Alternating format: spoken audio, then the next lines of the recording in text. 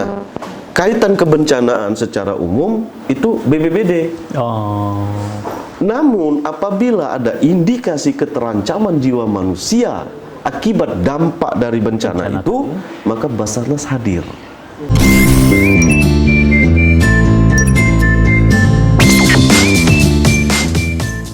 Assalamualaikum warahmatullahi wabarakatuh. Waalaikumsalam. Pemirsa, kembali kita ketemu di acara podcast Cukup Pedes yang sesi kedua. Hari ini tim Palembang Express Official berkunjung ke kantor Basarnas Sumatera Selatan. Dan alhamdulillah kita disambut lengkap tim Basarnas, dan hari ini kita akan mengupas kinerja Basarnas terkait masalah pencarian dan pertolongan untuk warga Sumatera Selatan. Hari ini saya ditemani langsung oleh Kepala Kantor Basarnas Sumatera Selatan, Pak Hari Marantika, SHMSI. Selamat siang, Pak Hari. Selamat siang, Bang. Apa kabar, Pak? Baik, terima kasih. Baik. Ini cukup pedes yang kedua, Pak. Iya. Akan banyak cukup pedes lagi, Iya, ya, Pak. cukup pedes. Tapi sebenarnya kita ngobrolin santai aja. Baik, terima kasih. Mungkin untuk perkenalan, Pak Heri bisa menceritakan apa sih Basarnas itu? Mungkin orang kan taunya Basarnas gitu kan. Tapi fokus kerjanya seperti apa dan programnya apa aja? Gitu. Silakan, Pak Heri. Terima kasih untuk teman-teman kami dari Palembang Express yang hari ini berkenan hadir di kantor Basarnas Sumatera Selatan ya. Salam kenal dari kami. Kami merasa bangga punya partner kerja dari seperti Palembang Express ini. Jadi dapat kami ceritakan di sini bahwa Basarnas ini adalah organisasi yang sifatnya operasional yang dimiliki oleh Republik Indonesia. Ini tugasnya mencari dan menolong. Mencari dan menolong. Jadi kalau kita kembalikan cerita masalah sejarah dulu ini. Jadi pasca kemerdekaan Republik Indonesia, secara de facto kita sudah diakui oleh negara bahwa kita merdeka. Namun secara de facto yang mewajibkan Indonesia harus mengikuti organisasi dunia lainnya. Nah, jadi secara de facto ya, secara de jure kita masih harus wajib mengikuti organisasi-organisasi badan dunia lainnya. Maka mewajibkan Indonesia harus memiliki organisasi SAR. Dulu awalnya itu kita masuk ke organisasi badan dunia ini di bawah ICAO namanya, International Civil Aviation Organization, di mana organisasi ini yang mengatur tentang dunia penerbangan. Jadi pasca kemerdekaan kita harus wajib mengikuti aturan dunia lainnya, harus bergabung dalam organisasi dunia di bidang penerbangan. Berlanjut lagi berkembang, kita juga harus disuruh masuk ke organisasi bidang pelayaran. Ada namanya badan dunia itu namanya IMO, International Maritime Organization. Nah, inilah yang cikal bakal daripada berdirinya Basarnas. Jadi pasca kemerdekaan bisa dibayangkan kalau kita tidak masuk ke badan dunia ini, maka kita dianggap black area waktu itu. Bayangkan pasca kemerdekaan pesawat-pesawat komersil nggak hadir, kapal-kapal niaga nggak hadir di Republik ini, bagaimana terpuruknya ekonomi kita pas pada itu. Maka Indonesia mengkonversi aturan PBB itu, maka berdirilah Basarnas. Seperti itu. Nah, ini sejarah ya, sejarah singkat. Kemudian kalau kita bercerita tugasnya, yang tugas daripada Basarnas ini ya tentunya pertama sekali adalah mencari, menolong, menyelamatkan serta mengevakuasi jiwa manusia yang terancam. Nah, jadi embrionya tadi adalah ICAO, IMO, kemudian berkembang lagi pasca tsunami di Aceh, akhirnya jiwa manusia yang terancam. Seperti itu tugasnya. Jiwa manusia yang terancam. Itu? Dan contoh, ada pesawat terbang. Pada saat direncanakan tiba itu 1 jam di lokasi tujuan, ternyata 30 menit dia mengalami lost contact. Itu kan sudah mengandung unsur keterancaman jiwa manusia. Maka Basarnas dengan unsur potensi lainnya, unsur potensi ini ada juga di Basarnas. Jadi unsur TNI, Polri, pemerintah setempat, kemudian stakeholder yang memang berkompeten di bidang penerbangan itu bersinergi. Itu merencanakan ini ada apa ini pesawat. Oh. Kenapa ini bisa terjadi seperti itu? Nah, itu dengan ini Basarnas sudah menyiapkan seperti itu untuk melaksanakan namanya operasi SAR. Oh, jadi ada prosedur-prosedur ya. Ada prosedur-prosedurnya. Gini Mas Hari ya. Iya. Mungkin orang pengen tahu nih ya, kan setiap ada musibah ya, entah itu bencana alam, kebakaran dan lain, Basarnas tuh selalu hadir. Mungkin ada apa sih yang membedakan? Iya. Jadi gini Bang, Basarnas itu lahir dari yang saya ceritakan tadi ya, kemudian berkembang ke sini, dia di bawah undang-undang yang namanya Undang-Undang Nomor 29 Tahun 2014 tentang pencarian dan pertolongan. Ini kita ambil dari dasarnya adalah Undang-Undang Dasar tentunya, bahwa di situ negara menjamin hak dasar daripada masyarakatnya. Hak dasar itu ada apa? Hak hidup. Hak hidup ya. Di bidang pencarian dan pertolongan. Nah, ini konversi daripada Basarnas saat ini ya, berkembang setelah pasca kemerdekaan tadi. Kita di bawah Undang-Undang Nomor 29 Tahun 2014 tentang pencarian pertolongan. Nah, sekarang kaitannya dengan kebencanaan, kan begitu ya pertanyaannya. Kebencanaan ini ada teman-teman kita dari BPBD namanya. Kalau di pusat kan BNPB ya. Nah, kalau di daerah ini namanya BPBD, Badan Penanggulangan Pencarian Daerah. Oh, iya. Nah, BPBD ini di bawah naungan Undang-Undang Nomor 24 tentang kebencanaan. Nah, bencana ini kan bisa gunung meletus, bisa gempa bumi, bisa banjir bandang dan lain-lain lah ya. Nah, kaitan kebencanaan secara umum itu BPBD. Oh. Namun apabila ada indikasi keterancaman jiwa manusia akibat dampak dari bencana itu, maka Basarnas hadir. Ya, itu tadi filosofinya bahwa Basarnas itu mencari, menolong, menyelamatkan serta mengevakuasi jiwa manusia. Maka Basarnas Undang-Undang Nomor 29, BPBD Undang-Undang 24. Iya. Jadi kebencanaan itu peran dari Basarnas itu pada tahap evakuasi jiwa manusia yang terancam. Seperti itu.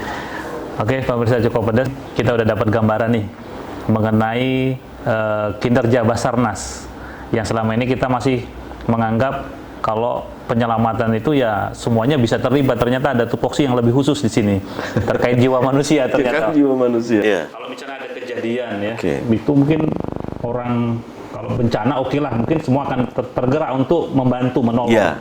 Kalau ada orang bunuh diri, Okay. misalnya jatuh, menyeburkan diri ke Ampera, atau bunuh diri dari gedung, atau apalah gitu. Itu yang terkait pribadi sebenarnya. Yeah. Apa Basarnas berperan untuk itu? Terima kasih Bang, pertanyaan yang bagus dan memang harus kita sampaikan di sini. Yeah. Jadi apapun kejadiannya, sepanjang pihak keluarga korban ataupun sepanjang ada laporan ke Basarnas, ya kan, terkait terancamnya jiwa manusia yang menceburkan diri, baik itu bunuh diri yang kata Bang tadi, itu kan nanti ranahnya dipilah. Mana yang masuk ranah teman-teman kita di kepolisian, kasusnya kenapa itu bisa sampai bunuh diri dan segala macam, itu tentunya diproses oleh teman-teman kita di kepolisian. Namun yang menceburkan diri kan tetap jiwa manusia yang pasti akan terancam. Iya. Nah, di sini peran daripada sinergitas antara TNI, Polri dan Basarnas. Apapun itu, baik itu yang lompat dari gedung, ya yang kasus kenapa dia melompatnya teman-teman kepolisian tentunya yang akan mengurai itu kan.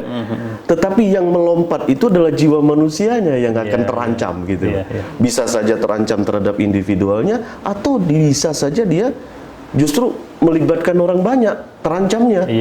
Contoh dia melompatnya itu ke misalnya sekumpulan yang kira-kira bahan kimia yang berbahaya, yang mengakibatkan setelah dia lompat dia memang belum mati, tapi begitu dia keluar dari kimia ini dia menyebarkan virus. Nah, seperti itu. Oke. Jadi sebenarnya lebih ke misi sosial, Pak. Misi sosial. Misi sosial untuk menyelamatkan jiwa manusia. Apapun kondisinya berarti. Apapun kondisinya. Contoh kasus yang kemarin kita tangani ya Bang ya. Itu ada dua sepasang remaja itu pacaran, nah kan gitu. Mungkin karena tidak disetujui atau seperti apa, akhirnya melompatlah ke Sungai Musi yang kemarin baru terjadi di dermaga 10 Wilir ya. Kasusnya itu sudah kita serahkan, kenapa dia melompatnya pada pihak kepolisian.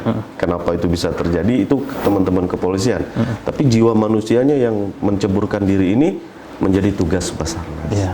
Dan alhamdulillah kemarin pukul 22 ya, Ditemukan. korban itu ditemukan dan sudah kita serahkan ke pihak keluarga untuk disemayamkan. Jadi gini Mas Ari, jadi Iya. kita penyelamatan itu mencari sampai kita temukan ya, dengan kondisi apapun, berarti dalam kondisi hidup alhamdulillah, tidak hidup pun masih akan kita cari. Kita cari. Nah, mungkin sedikit Mas Ari, mungkin Iya.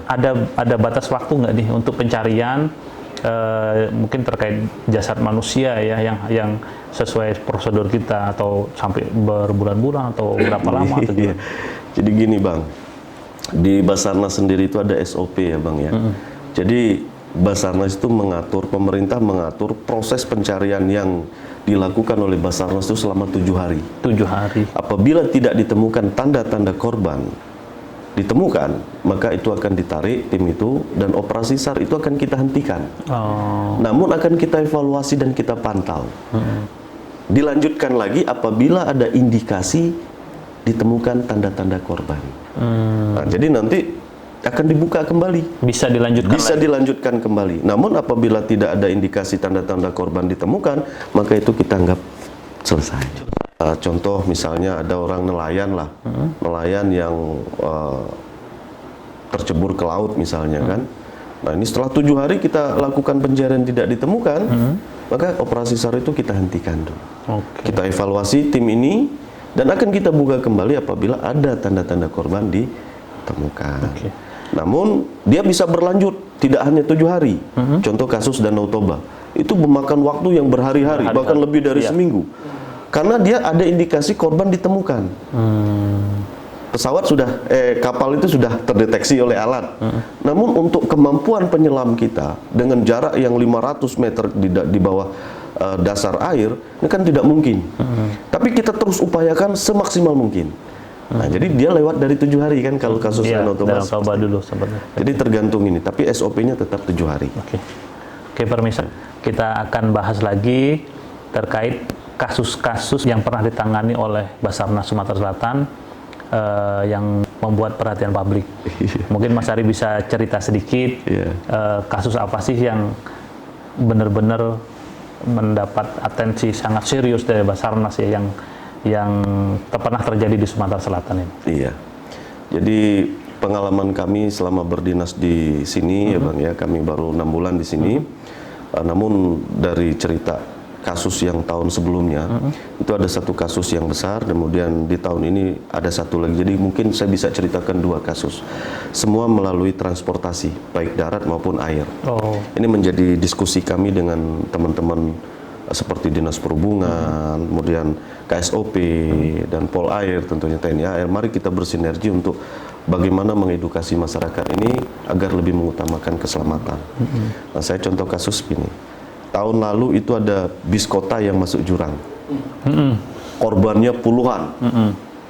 Bayangkan jurang itu bukan jurang dia jurang langsung sungai dengan arus yang deras. Kedalaman ini. Artinya bagaimana kita berupaya mengevakuasi dengan tetap mengutamakan safety si penolong sendiri, tapi kita harus tetap mengevakuasi manusia yang terancam jiwanya. Ada yang sudah meninggal, ada yang masih bisa kita selamatkan nyawanya, dan memang ada yang masih waktu itu masih proses pencarian karena terjepit di bawah kendaraan daripada bis itu sendiri. Nah, ini yang menarik perhatian bahkan nasional, bahkan internasional ya, karena ini kecelakaan transportasi. Jadi memang kadang-kadang hal sepele itu berdampaknya luas terkadang. Nah, jadi kita menganggap bis kota ini, baik itu driver ataupun pengemudi bis ini, karena biasa tadi main di tikungan seenaknya, ternyata itu menjadi isu nasional dan internasional ya, dengan jumlah begitu kok kita nggak ada yang mengarahkan untuk mengutamakan safety misalnya kan, bagaimana. Nah ini dampaknya kan luas akhirnya. Bisa saja mungkin rambu-rambu lalu lintas atau bahkan si pengemudinya sendiri yang lalai. Nah, tapi kan dunia internasional kan menilai republik kita gitu. Nah inilah yang menjadi fokus concern kami, diskusi sama Pak Kadisub Provinsi kemarin, kami ngobrol-ngobrol, bincang-bincang bagaimana sih bisa mengedukasi masyarakat ini untuk supaya safety, mengutamakan safety lah. Jadi apapun tindakan harus mengutamakan safety. Nah itu contoh kasus dari transportasi darat. Sumatera Selatan ini juga unik, Bang. dia punya alur sungai yang panjang dan luas. Ya. Lebar sungai ini bukan alang kepalang ya. Beda dengan sungai-sungai kita di Jawa-Jawa ya. Benar. Sumatera ini di samping panjang dia luas, Sungai Musi. Nah, masyarakat lokal sampai dengan saat ini masih menggantungkan transportasi lokal itu melalui air. Air ya. Nah, ini juga ada peran daripada teman-teman ataupun pengusaha-pengusaha speedboat. Jadi harus mengutamakan safety. Iya. Kasus kemarin barusan terjadi, ada 10 penumpang yang speedboatnya dengan laju kecepatannya tinggi, tiba-tiba mungkin mati mesin karena si serang atau namanya serang ya. Iya. Si pengemudi speed ini karena selalu membenarkan yang biasa, artinya dia langsung nggak lihat lagi kanan kiri, dia langsung benerin mesin, tahu-tahu itu ada tongkang batu bara tuh di depannya. Akhirnya apa? Speedboat ini masuk ke bawah tongkang batu bara, yang mengakibatkan 10 penumpangnya itu masuk ke bawah tongkang batu bara. Nah, untung 6 di awal itu bisa diselamatkan, tapi 4 ini dinyatakan hilang pada saat itu. Maka Basarnas setelah terima informasi, SOP kita itu Bang 15 menit. Jadi setelah ada info, kita 15 menit sudah harus berangkat. Nah, kita hadir di sana dan kita lakukan pencarian. Alhamdulillahnya ya korban 44 ini ditemukan. Memang dalam kondisi. Nah, dari contoh seperti ini menjadi pelajaran buat kita bersama bahwa bukan hanya tugas Basarnas, tugas masyarakat, lingkungan keluarga juga menjadi penting. Benar. Bahwa apapun yang kita lakukan di luar itu, kita sudah harus membiasakan yang benar. Ya. Kita harus yakinkan diri kita dulu aman dan selamat dalam melakukan aktivitas itu. Itu 2 contoh kasus. Belum lagi contoh yang lain yang memang menangkap menjadi isu daripada nasional bahkan internasional. Contoh di Selat Bangka itu menjadi luas wilayah kita juga, tanggung jawab wilayah kita. Itu ada kapal pesiar yang warga negara Australia, ya. Dia terdampar di pesisir Sungai Sibur ya. Sungai Sibur itu mengalami perompakan. Bayangkan ini, kapalnya sendiri aturannya ada di Kementerian Perhubungan. Orangnya sendiri ada di Kementerian Imigrasi tentunya ya. Luar negeri lah ya, Kementerian Luar Negeri. Terus orangnya sendiri karena kita pasca pandemi Covid tentunya ada di Kementerian Kesehatan. Kemudian untuk keamanannya sendiri ada teman-teman dari kepolisian. Pancaran signal distressnya itu, signal mara bahaya yang dipancarkan oleh kapal itu menjadi tanggung jawab Basarnas. Bayangkan ini, kalau ini sering-sering terjadi di wilayah perairan Sumatera Selatan ini, kan berdampaknya pada pemerintahan kita. Karena ini mengandung dunia internasional. Akhirnya duta besar dari Australia berkoordinasi dengan duta besar kita, berkoordinasi dengan Basarnas pusat, Nah, kita di Sumatera Selatan ini melakukan tugas-tugas pencarian dan pertolongan. Alhamdulillah, kapal itu kita dapatkan di Lampung, orangnya juga sehat di Lampung, namun barang-barang yang dijarah menjadi tugas daripada teman-teman kepolisian. Kita sebatas itu aja. Sebatas meyakinkan bahwa alat signal EPOP itu ini sudah ditemukan, orangnya sudah selamat, kapalnya selamat. Perkara aturan di dalamnya seperti Kementerian Perhubungan Laut kan dia punya dirjen punya kepentingan terkait administrasi perkapalannya. Kementerian Luar Negeri juga punya kepentingan terkait paspornya. Nah, ini Basarnas berkoordinasi. Nah, inilah 3 contoh kasus yang berdampak pada isu daerah lokal, nasional dan internasional. Jadi kompleks sekali yang dikerjakan ini ya. Betul. Jadi terkait kasus-kasus seperti itu juga kita harus hati-hati sekali. Hati-hati sekali. Namun kita tetap gerak cepat ya kalau harus ada. Nah, mungkin ada informasi sedikit nih buat teman-teman pemirsa di luar. Kalau misalnya ada kejadian ya, butuh waktu berapa lama sih harus kita menghubungi Basarnas, dan ada nomor telepon call center emergency nggak sih yang bisa kita hubungin? Oh iya. Dan sekarang satu lagi Mas, kalau di luar negeri itu kita tahu ya, peran petugas penyelamat itu banyak. Termasuk urusan penyelamatan hewan, orang kejepit atau apa-apa itu juga menjadi peran Basarnas. Karena kan ini kan rescue dan pertolongan. Betul. Apakah masuk di situ nggak?